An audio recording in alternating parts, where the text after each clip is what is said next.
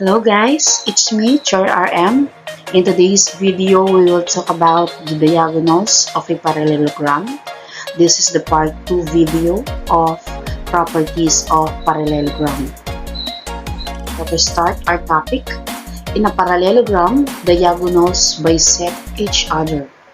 So when we say bisect, here is the keyword. We have the bisect. In geometry, bisector means divide a line, segment angles into two equal parts. So we're talking about diagonals, so we have equal segments. Let us have some example. Find the length of each segments of the following parallelograms. So we have parallelogram have and parallelogram here. For the first figure, we will find DA and EA. And for the second figure, we find CS, SR, and RC. So for the first figure, we have line segment ED, this one, is congruent to line segment AD. I use similar markings to indicate that the two segments are congruent. So using diagonal HB, we form two congruent segments, and that is line segment ED and line segment AD. If the two segments are congruent, it means their measure are equal. So ED is equal to DA. So if ED is equal to 4 cm, we can say that DA is equal also to 4 cm.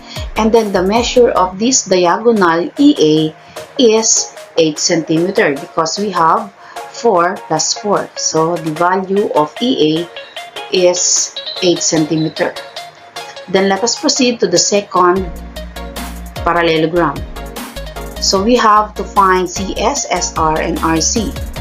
But take note that line segment CS is congruent to line segment SR. So as you can see, if they are congruent, it means their measure is equal. So let us write the representation. As you can see, 2y minus 8 is not the exact value or measurement of the segment. This is only representation. We will solve first for x, then substitute to the representation or equation to get the measure of each segment. So we have CS is represented by 2y minus 8, while SR is represented by y plus 3. So our equation now is 2y minus 8 equals y plus 3. Then we will transpose y to the left side of the equation, become negative, then transpose negative 8 to the right side of the equation, and that is positive. So we have 2y minus y equals 3 plus 8. Then get the value of y. So the value of our y is 11. Now, to solve for CS, which is represented by 2y minus 8, we will substitute the value of y, which is 11. So we have CS equals 2 times 11 minus 8, then 2 times 11, that is 22 minus 8, and then the measurement is 14 units. So we will write units because we have no units like centimeter or meter.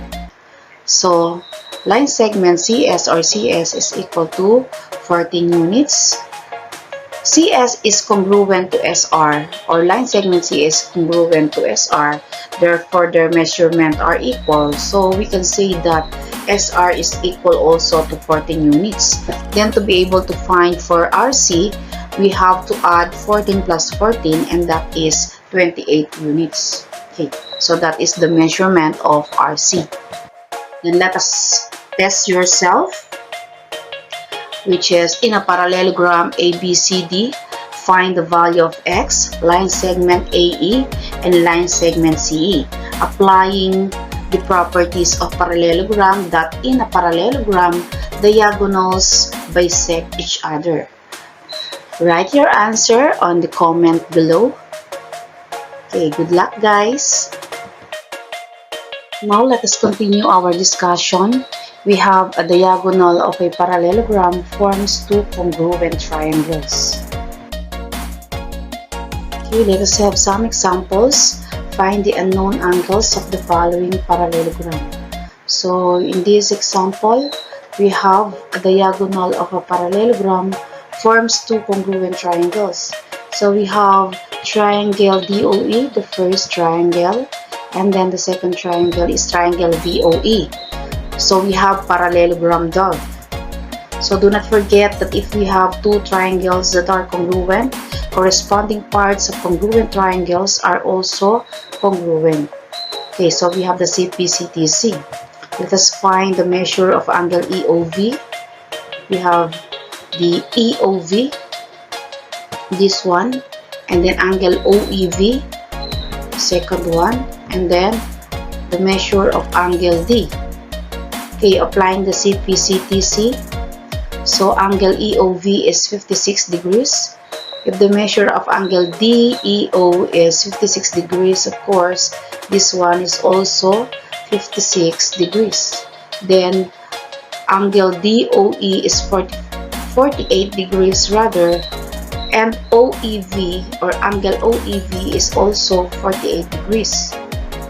Then again, the sum, we have here a triangle DOE. Okay, so the sum of the interior angle of triangle DOE is 180 degrees.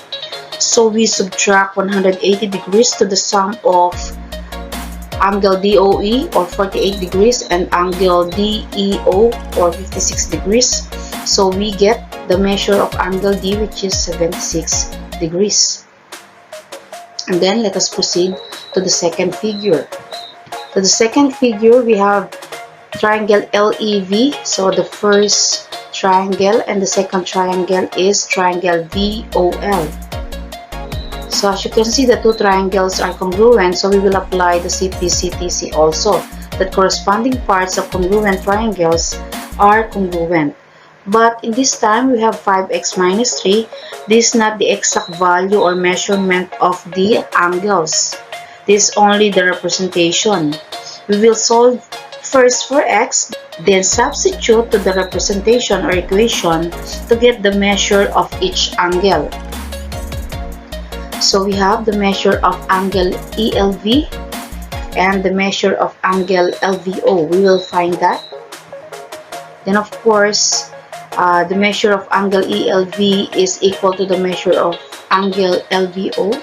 Substitute the representation. So we have 5x minus 3 equals to x plus 42.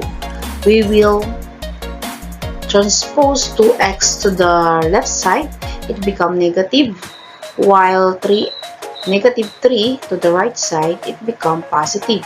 So the new equation is 5x minus 2x equals 42 plus 3.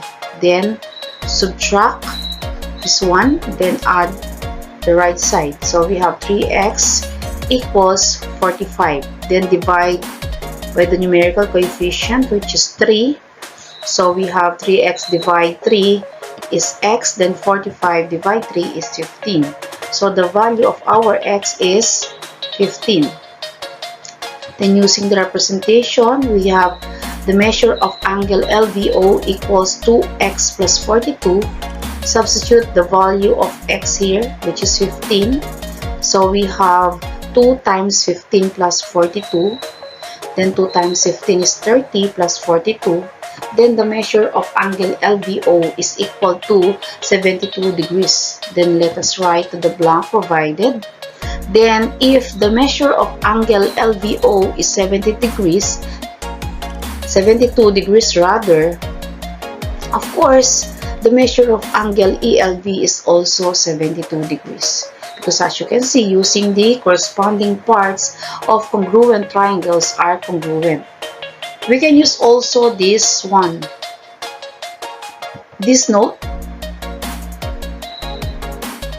if two parallel lines are cut by a transversal, then alternate interior angles are congruent. So these two angles is what we call an alternate interior angles also. So they are congruent regarding parallel lines cut by a transversal. Do you understand? Now, let us test your knowledge in a parallelogram. A diagonal forms two congruent triangles. So, we have in a parallelogram ABCD, find the value of x. And then write your answer on the comment box below. Good luck, guys! It's the end of our topic. I hope that you learned something from this video on how to find the angles, the segments using the properties of parallelogram. If you are new to my channel, don't forget to like and subscribe. Again, it's me, Sir RM. Thank you, keep safe, and God bless everyone.